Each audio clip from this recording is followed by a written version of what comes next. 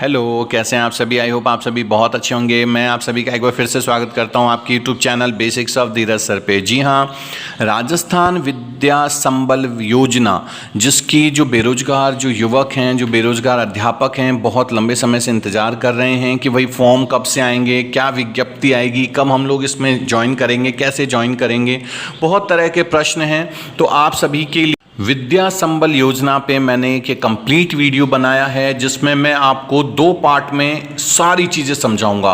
पहला पार्ट, पहले चरण में मैं आपको बताऊंगा कि विद्या संबल योजना स्कूल लेवल और कॉलेज लेवल पे क्या है, क्या मानदेय मिलेगा, कैसे पेमेंट मिलेगा, और दूसरे चरण में फॉर्म कब से शुरू होंगे, कैसे आपको फॉर्म भरना है, पूरी चीज़ डिटेल में बताऊंगा। तो चलिए शुरू करते हैं। सबसे पहले देखिए, अगर आपने राजस्थान विद्या संबल योजना की अगर डिटेल देखी होंगी, अगर नहीं देखी हैं तो मैं आपको बता दूं कि इसमें अगर आप देखेंगे कि सबसे पहले जो आपका जो लेवल है, अध्यापक लेवल फर्स्ट और सेकंड, जैसा आप देख रहे होंगे स्क्रीन पर, ये कक्षा पहले से 8वीं तक के लिए है और प्रति घंटा जो मानदेय है वो इनको 300 रुपये मिलेगा और अधिकतम जो मासिक मानदेय होगा वो 21,000 रुपये होंगे। अब हम बात करते हैं इसके लिए पात्र कौन कौन होंगे। तो अगर आप अध्यापक लेवल फर्स्ट के लिए देखें तो आपका BSTC प्लस 12th पास होना जरूरी है। साथ ही आपके पास रीट लेवल फर्स्ट का जो पात्रता है वो भी होनी चाहिए। ऐसे ही अगर लेवल 2 के लिए आप देखते हैं तो ग्रेजुएशन में कम से कम 50% प्लस B.Ed प्लस आपका जो रीट लेवल सेकंड है उसकी पात्रता आपके पास होनी बहुत ज़रूरी है। लेकिन इसमें अभी एक समस्या आई है कि देखिए, अभी अगर 2-3 दिन पहले का पेपर आपने देखा होगा, लगभग बहुत से जो बच्चे हैं वो इसमें अपात्र मतलब इसके लिए पात्र नहीं हो पा रहे हैं सेकंड लेवल के लिए, क्योंकि अभी जो एग्ज़ाम हुआ है उसकी अभी रिजल्ट्स आए नहीं हैं और पिछला कैंसिल हो गया था और उससे पहले 2017 में हुआ था, तो 2 साल वो निकल चुके हैं। तो इसीलिए सेकेंड लेवल वालों के लिए थोड़ी सी दिक्कत आ रही है और इस बार लग रहा है कि ये जो विद्या संबल योजना है इसमें अगर सही टाइम तक रिजल्ट नहीं आया तो खास तौर पे गणित और अंग्रेजी के लिए तो बहुत ज़्यादा वैकेंसीज खाली रहने वाली हैं सेकंड लेवल पे। तो ये इनकी पात्रता हो गई और ये मानदेय हो गया। अब हम बात करते हैं, देखिए, वरिष्ठ अध्यापक जो 9वीं से 10वीं कक्षा को पढ़ाएंगे, इनका प्रति घंटा मानदेय है 350 रुपये और अधिकतम मासिक जो मानदेय बनेगा वो 25,000 रुपये इनको मिलेंगे। वरिष्ठ अध्यापक के लिए जो आपकी पात्रता है वो आपका जो है ग्रेजुएशन जो होनी चाहिए, जिसको सेकेंड लेवल भी हम कहते हैं, ग्रेजुएशन प्लस आपका B.Ed होना जरूरी है। अब हम आते हैं, देखिए, जो तीसरा जो लेवल है जिसको फर्स्ट ग्रेड कहते हैं, प्राध्यापक के लिए 11वीं और 12वीं की कक्षा को जो पढ़ाएंगे, इनका जो प्रति घंटा जो मानदेय होगा वो देखिए 400 रुपये होगा और अधिकतम जो मासिक सैलरी होगी वो इनको 30,000 रुपये दे होगी। मतलब 30,000 रुपये से ज़्यादा का पेमेंट नहीं बनेगा।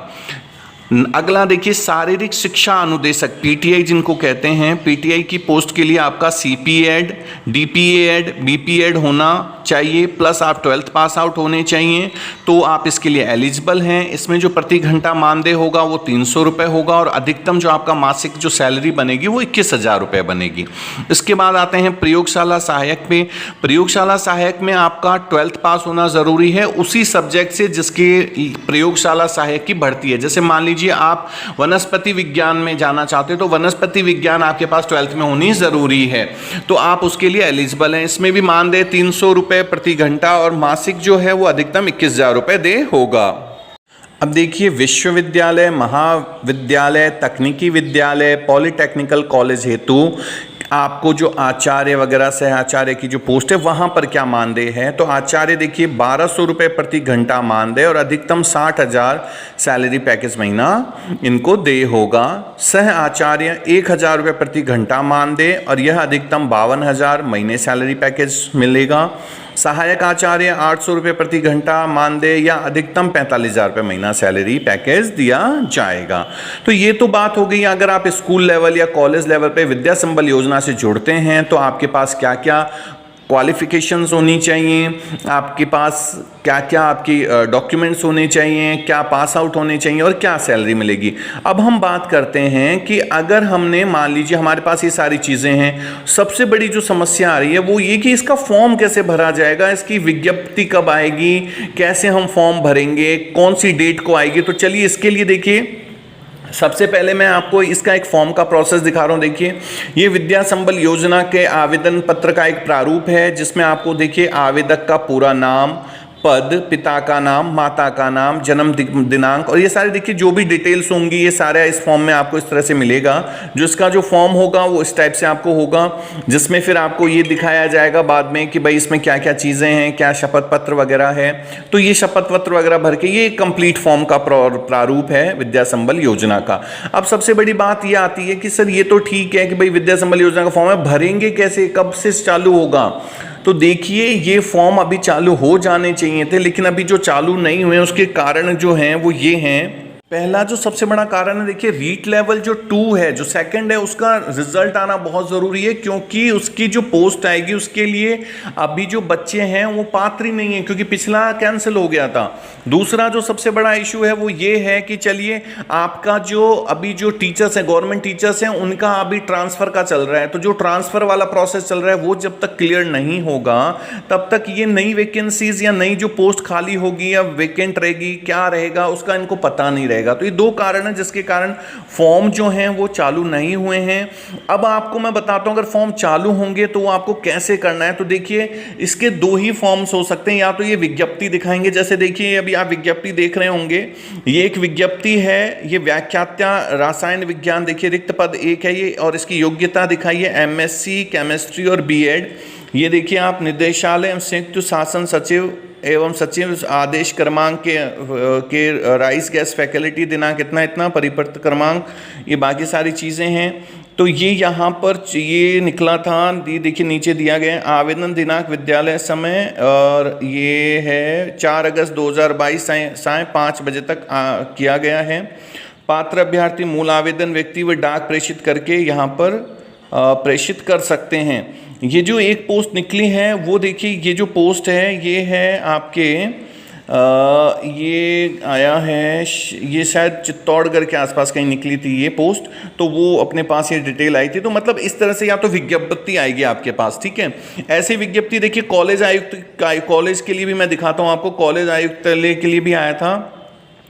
तो ये देखिए कॉलेज के लिए आप देख सकते हैं, राजकीय महाविद्यालय ये चित्तौड़गढ़, देखिए विषय है संस्कृत, भौतिक शास्त्र, भूगोल, न्यायालय के निर्णयाधीन नाम विषय हिंदी, अर्थशास्त्र, राजस्थान राजनीतिक विज्ञान होगा शॉर्ट में है वो, इतिहास, ABST, व्याख्याता प्रशासन EFM, और इसके लिए प्रत्येक विषय में 1 अध्यापक चाहिए। और राजकीय महाविद्यालय गंगरार, अर्थशास्त्र, लोक प्रशासन, हिंदी अंग्रेजी, इसके लिए इतिहास के टीचर चाहिए, इनको 1 चाहिए।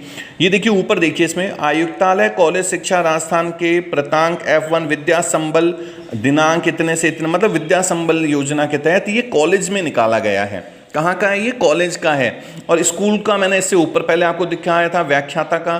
तो देखिए इसका जो प्रोसेस होगा वो या तो व्याख्याता जैसे अपने स्कूल लेवल पे या कॉलेज लेवल पे निकालेंगे, तो ज़्यादा तो चांस ये है कि इसकी विज्ञप्ति निकाली जाएगी कि भाई विज्ञप्ति निकाल करके और उस पर ये फॉर्म मांगेगी कि भाई जो जो इसके लिए एलिजिबल है यहाँ पर आके फॉर्म दें।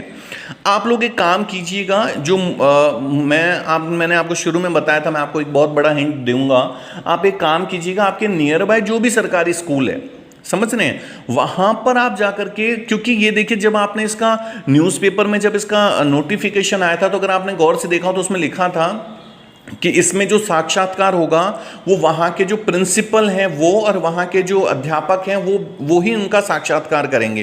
तो सब कुछ जो है वो प्रिंसिपल के हाथ में ही है, समझ रहे हैं। तो आप वहाँ के प्रिंसिपल से जाके पूछ सकते हैं कि सर इसकी आप विज्ञप्ति निकालेंगे या फिर आप क्या प्रोसेस रहेगा। अधिकतर देखिए चांस है विज्ञप्ति निकालने का ही, लेकिन कई बार होता क्या है कि ये प्रिंसिपल्स के ऊपर रहते हैं कि अगर उनको वैसे ही कोई गेस्ट फैकल्टी पहले से चली आ रही हो तो उनको भी बुला सकते हैं।